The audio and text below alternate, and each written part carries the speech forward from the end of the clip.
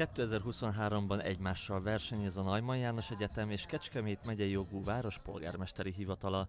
Az intézmények dolgozói ugyanis közösen csatlakoztak a Bringáza munkába kihíváshoz. Az első 100 regisztrált résztvevő az esemény hivatalos pólóját ma a Neumann János Egyetem kampusz bejáratánál, illetve a híres népfőiskolai lovardán megtartott köztisztviselői napon vehette át.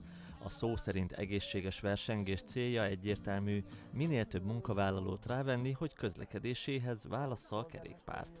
Az a nyári időszak, mi azt vesszük észre, hogy a legalkalmasabb.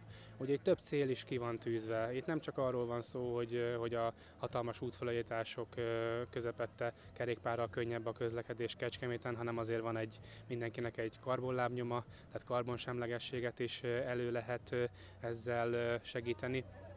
Szóval nagyon-nagyon sokrétű maga ez a kezdeményezés. A köztisztviselői napon jó páran magukra is öltötték a verseny pólóját, noha az csak július 1-én indul. A híres lovarda helyszíne és programjai arra is lehetőséget adtak, hogy a két intézmény dolgozói megismerjék egymást, sokan ide is kerékpárral érkeztek. Az is kiderült, hogy a hivatal munkatársai közül már közel 50-en örömmel csatlakoztak a kihíváshoz. Ennek megfelelően itt a helyszínen is biztosítottunk lehetőséget arra, hogy csatlakozzanak ehhez a kezdeményezéshez. Maga a verseny az szeptember 22-ig fog tartani, amikor is a főtéri autómentes nap keretében fogunk eredményt hirdetni, és bízunk benne, hogy a polgármesteri hivatal fog győzni.